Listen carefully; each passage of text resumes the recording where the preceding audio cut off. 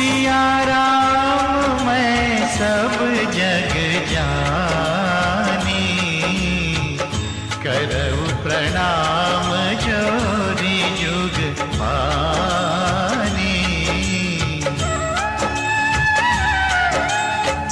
सिया राम मैं सब जग जानी, करऊ प्रणाम जोरी जुग पानी। भगवान श्री राम द्वारा लंका के राजा रावण के वध के बाद उनके छोटे भाई विभीषण का राज्य अभिषेक चल रहा था।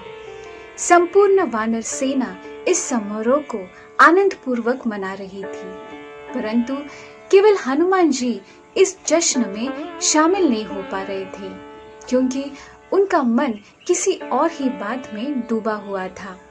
उनका उद्देश्य जो था भगवान श्री राम और मैया सीता का मधुर मिलन अभी बाकी था।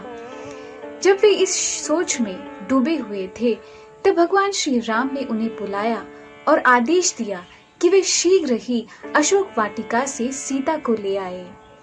इस आदेश को सुनते ही हनुमान जी उछल पड़े और जैसे ही वह निकल रहे थे, भगवान श्री राम ने उन्हें सचेत किया कि आज से लंका के राजा विभीषण है और लंका के किसी भी नगरी में प्रवेश करने से पहले तुम्हें राजा की अनुमति लेनी चाहिए। जब हनुमान जी ने यह सुना तो उन्होंने सोचा कि भगवान श्री राम कितने संवेदनशील है, वे सभी की भावनाओं को कितनी गहराई से सोचते हैं और इसलिए ही लाखों लोग उनके एक आदेश का पालन करने के लिए अपने जान भी न्यौछावर करने के लिए तैयार हो जाते हैं।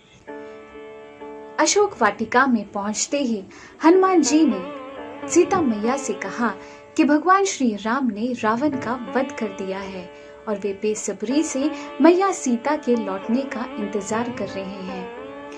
आनंद विभोर होकर मैया सीता हनुमान जी के साथ लौटने की तैयारियां करती है। उस समय हनुमान जी कहते हैं कि वे उस 700 राक्षसियों का वध करना चाहते हैं जिन्होंने अशोक वाटिका में सीता मैया को पहरा देते हुए कष्ट दिया था।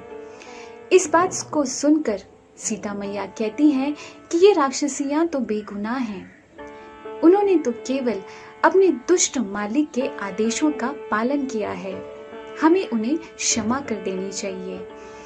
इस बात को गहराई से समझाने के लिए मैया सीता ने हनुमान जी को एक बहुत ही सुंदर कहानी सुनाई।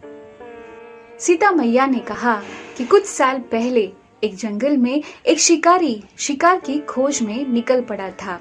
उस समय एक खूंखार बाघ ने उस पर आक्रमण किया। अपने जान को बचाते हुए वह एक पेड़ के ऊंचे डाली में जा बैठा। उसी डाली पर एक भव्य भालू को अपने समीप बैठे हुए देखकर वो भयभीत हो गया। उसने भालू से करुणा की भीख मांगी। अपने आश्रय में आए हुए शिकारी को देख वह भालू थोड़ा दूर जा बैठा। इस सारे प्रसंग को नीचे खड़ा हुआ बाघ आतुरता से देख रहा था। उसने भालू को सचेत किया कि मनुष्य हम दोनों के ही सामान्य शत्रु है, इसलिए तुम्हें उन पर जरा भी करुणा नहीं दिखानी चाहिए। बाघ के बातों को नजरअंदाज करते हुए भालू सो गया। इस अवसर का लाभ उठाते हुए बाघ ने शिकारी से कहा कि अगर तुम सोते हुए भालू को नीचे गिरा दोगे तो मैं तुम्हारे प्राणों को बख्श दूंगा। इसी में चतुराई है, यह सोचकर उस शिकारी ने बलपूर्वक भालू को धक्का दिया। नीचे गिरता हुआ भालू उस पेड़ के निचली डाली को पकड़ लेता है और अपने आप को संभाल लेता है।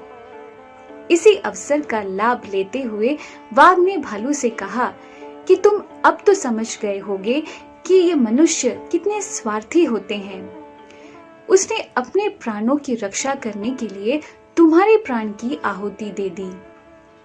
इस पर भालू ने कहा कि किसी दूसरे के बुरे आचरण की वजह से मैं अपनी अच्छाइयों को क्यों छोड़ दूं? मैं भले अपने सिद्धांतों को क्यों छोड़ दूं? कोई भी जीव अगर मेरी शरणागति में आता है तो मैं उसकी उपेक्षा नहीं कर सकता। इस पर मैया सीता कहती है कि अगर एक प्राणी ऐसे दया की भावना रख सकता है तो हम मनुष्य क्यों किसी और की गलती को क्षमा नहीं कर सकते। सीता मैया की इस भावना को देखकर हनुमान जी भाव विभोर हो जाते हैं। क्षण भर के लिए वे सोचने लगते हैं कि भगवान श्री राम और मैया सीता में कौन अधिक संवेदनशील और दयालु हैं। अंत में वे इस निष्कर्ष पर पहुंचते हैं कि निश्चिंत ही मैया सीता अधिक दयालु और संवेदनशील है, क्योंकि इस जगत में जो व्यक्ति हमें कष्ट पहुंचाता है उस व्यक्ति को क्षमा करना सबसे कठिन कार्य है, और अगर कोई इस कार्य को कर लेता है तो वह निश्चिंत ही दया का सागर कहलाता है। इस कथा से हमें यह सीख मिलती है कि प्रतिशोध करना दुर्बलता का प्रतीक है। सबल वो होता है जो क्षमा की शक्ति को अपनाता है। महान आत्माओं की करुणा से ही हम जैसे भक्त जीव जो भगवान से मुंह फेर लेते हैं, भक्ति के ज्ञान को समझने का प्रयास कर पाते हैं। उम्मीद है आज की कहानी आप सभी को पसंद आई होगी। इसी के साथ विदा लेती हूँ। नमस्कार।